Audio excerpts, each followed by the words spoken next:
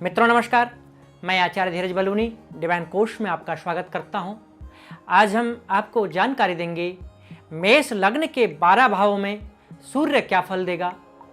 इसी प्रकार से हम सभी 9 ग्रहों का 12 राशियों में क्या फल होगा आपको क्रमशः जानकारी देंगे। आपसे निवेदन है हमारा कि हमारे वीडियो को लाइक करें, शेयर करें, हमारे चैनल को सब्सक्राइब करें ताकि हर जानकारी आप तक पहुंचे। ज्योतिष के अनुसार सूर्य को आत्मा का कारक ग्रह माना गया है। इन्हें देवग्रह कहा जाता है, जो दृश्य हैं जिसे हम प्रत्यक्ष रूप से देख सकते हैं। सूर्य शरीर में आत्मा, हड्डियों, दिल व आंखों का कारक ग्रह है। अब हम बात करेंगे सूर्य मेष राशि में। अगर सूर्य इसी लग्न में हो, मेष लग्न में हो, तो क्या फल देगा। मेष लग्न में सूर्य पंचमेश होता है। वह इस भाव से संबंधित विद्या, बुद्धि, विवेक, वाणी, संतान, तेज से संबंधित फल प्रदान करता है। त्रिकोण अधिपति होने के कारण, त्रिकोण का मतलब ये भाव में अगर इस भाव का स्वामी इस भाव में बन जाए तो त्रिकोण अधिपति हो जाता है। तो सूर्य अपनी दशा महादशा में बहुत अच्छा फल प्रदान करेगा। और इसी प्रकार से अब हम बात करेंगे मेष लग्न के। ये मेष लग्न हो गया, ये द्वितीय भाव है। द्वितीय भाव में सूर्य का फल।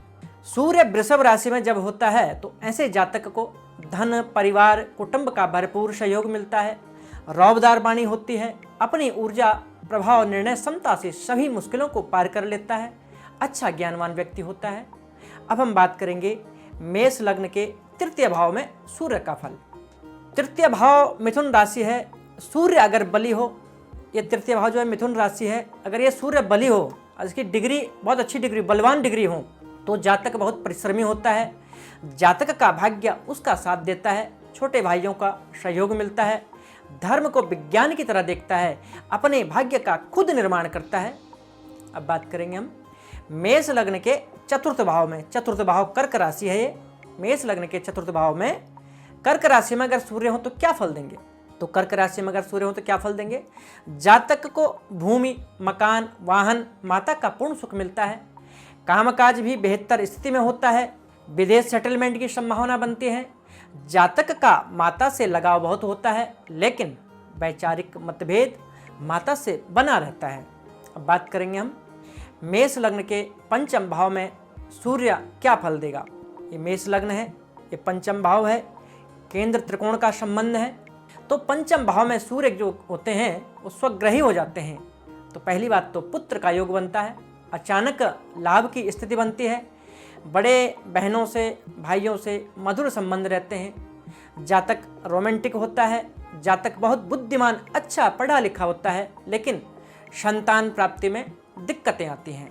अब करते हैं हम बात मेष लग्न के। ये मेष लग्न है, इसका छठा भाव, ये छठा भाव जहाँ 6 नंबर लिखा है वो छठा भाव है। ध्यान रखना ये लग्न है। लग्न चेंज होते हैं, 1 से लेकर 12 तक यहाँ पर कोई भी अंक आ सकता है, लेकिन भाव क्या होते हैं, भाव हमेशा फिक्स होते हैं। अर्थात ये प्रथम भाव है, द्वितीय भाव, तृतीय, चतुर्थ, पंचम, इसी प्रकार से 12 भाव हैं, ये हमेशा फिक्स होंगे। तो हम बात कर रहे थे मेष लग्न का। जब सूर्य यहाँ बैठेंगे छठे भाव में तो क्या फल देंगे। छठे भाव में कन्या राशि में सूर्य की महादशा में संतान को कष्ट होने का योग बनता है। कोर्ट केस, हॉस्पिटल में खर्चा, दुर्घटना का भय बना रहता है। शत्रुओं पर विजय प्राप्त जरूर करता है। इसी प्रकार से आगे बढ़ते हम और अब करते हैं सप्तम भाव।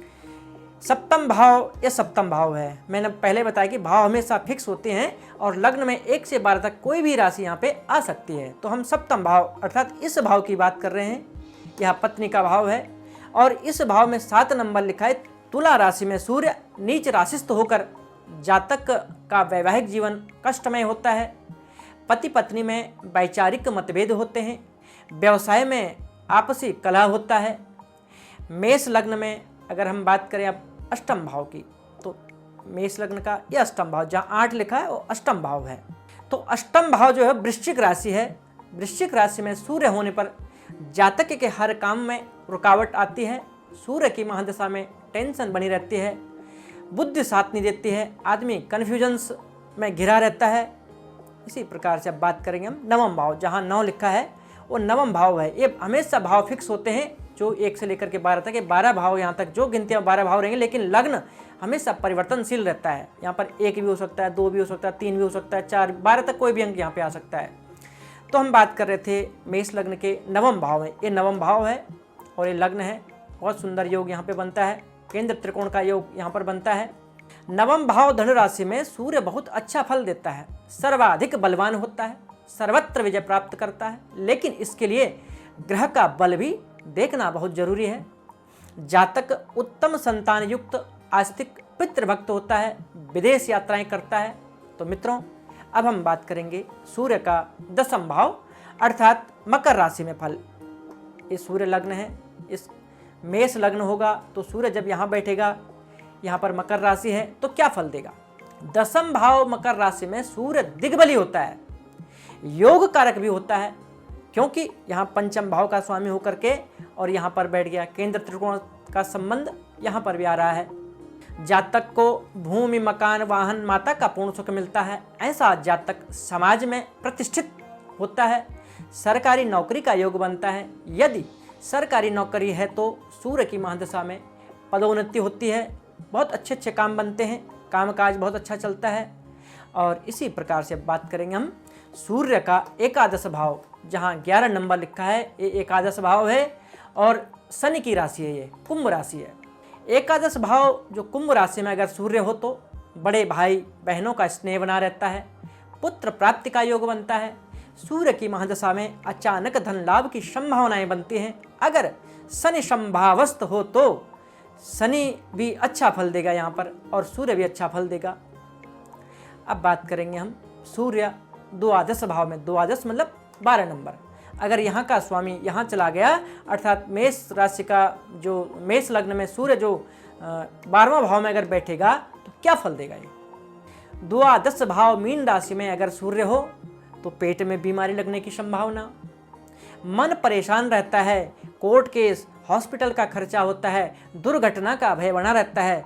मित्रों, जो हम आपको यह फल बताया, इसमें अगर इन हाउसेज में जो ये भाव हैं, चाहे यहाँ पे अगर कोई दूसरा ग्रह बैठता है या दूसरे ग्रह की दृष्टि पड़ती है तो तब भी भाव में परिवर्तन आता है। हालांकि हमने जो सूर्य का जो 12 भाव में फल होगा संपूर्ण रूप से आपको उसके बारे में बताया। मित्रों, अन्य ग्रह साथ बैठने या दृष्ट होने पर फल बदल जाता है। संपूर्ण फलित के लिए जन्म कुंडली का संपूर्ण अध्ययन करना पड़ता है। आज हमने जो आपको जानकारी दी, यह जानकारी आपको कैसे लगी तो कृपा करके हमारे वीडियो को लाइक करें, शेयर करें, सब्सक्राइब करें। और आज के लिए इतना ही। नमस्कार, धन्यवाद।